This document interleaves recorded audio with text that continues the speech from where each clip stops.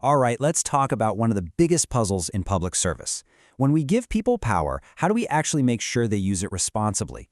Who's really in charge of holding them accountable? And what does accountability even mean in the real world?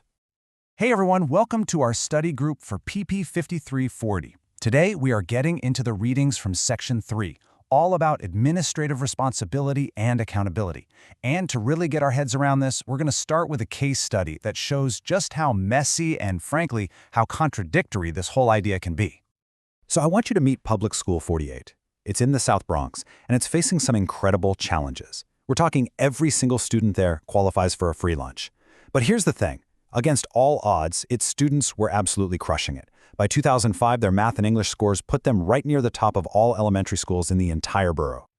I mean, the results were so good that the city's chancellor himself came to their graduation and literally called PS 48 the best school in the universe. And get this, when parents had the choice to move their kids to other schools, not a single one did. So by every local measure you can think of, this school was a huge, undeniable success story. But then another system of accountability enters the picture, the federal No Child Left Behind Act. And under its very rigid, data-heavy formula, PS 48 got a completely different label. A shocking one, really. It was officially classified as a failing school. So why? The principal was baffled, and honestly, even top city officials couldn't figure it out at first. It turns out the whole thing, this massive failing label, came down to one tiny data point. A small group of special education students had missed their annual progress goal because one single kid's test score was just a little too low. One student. And that right there brings us to the absolute heart of what we're talking about today. How is it possible for an organization to be seen as a spectacular success by the people it serves, and at the exact same time be a total failure according to a bureaucratic checklist? This paradox, this is what exposes the deep, deep tension in public accountability.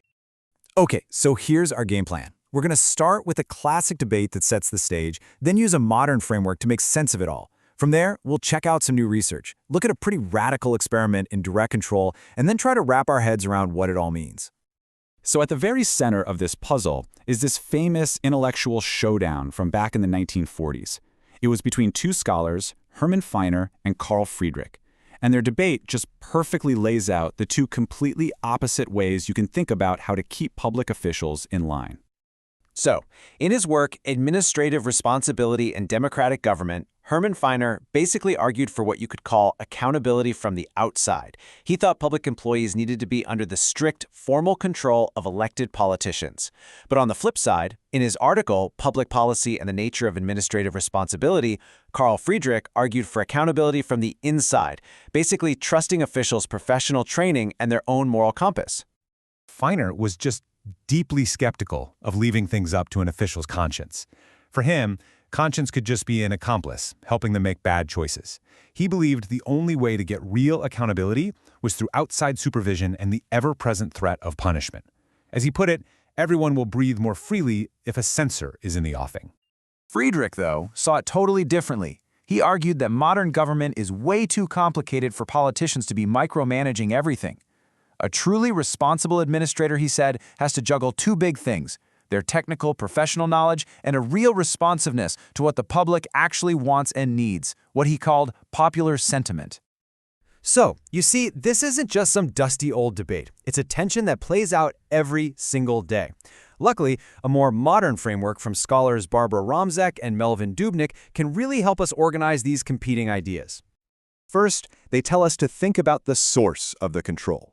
Where is the pressure coming from? Is it internal, like from your boss or a professional code of ethics? Or is it external, coming from the outside, like from the legislature, the courts, or the public? And second, they look at the degree of that control. Is it a really tight leash, a high-control system with rigid rules and not much wiggle room? Or is it more of a low-control system that gives people the flexibility to use their professional judgment? Okay, so when you put those two things together, you get four really distinct kinds of accountability. High control from the inside, that's bureaucratic, just follow the rules from your boss. High control from the outside, that's legal, follow the law to the letter. Low control from the inside, that's professional, use your best judgment as an expert. And finally, low control from the outside, that's political, being responsive to what the public and politicians want. Now, here's where it gets cool. This framework makes that old debate crystal clear. Feiner, with his demands for strict oversight, was all about those high-control external systems, legal and bureaucratic accountability. And Friedrich, with his trust in the inner check, was making the case for the low-control internal system, professional accountability. See how that clicks? So Friedrich's ideas about trusting the professionals sound great, right? But does giving people on the front lines more freedom actually lead to better outcomes? Well, a recent study by Lars Tummers and Victor Bekkers, published in the Public Management Review, gives us some really compelling new evidence. They surveyed over 1,300 healthcare workers who were rolling out a new policy. And what they found was this clear chain of events. When these professionals had more discretion, more freedom to tailor the policy to their patients, they felt the policy was more meaningful for those patients. And that feeling, in turn, made them much more willing to actually implement the policy effectively. And just look at these numbers. The amount of discretion an employee had, plus how meaningful they felt the work was for clients, could explain a whopping 45% of their motivation. That's huge. It's strong, real-world data that backs up Friedrich's argument. Trusting professional judgment isn't just a philosophical idea. It can be a seriously powerful tool for making policy work. Okay, but what about Feiner's side of things? The push for maximum, direct political control. Well, as Michael Ellis lays out in his article, The Origins of the Elected Prosecutor, it turns out the United States has been running this massive, centuries-long experiment on that very idea. Back in the 1830s, there was this wave of distrust towards appointed elites. So states started to shift from appointing their local prosecutors to electing them. The thinking was pure Feiner. Make these powerful officials answer directly to the voters. But this created a brand new tension. Now prosecutors had to balance their professional duty with the political pressure of getting reelected, which, as you can imagine, can sometimes lead to decisions based more on public opinion than on the actual facts of a case.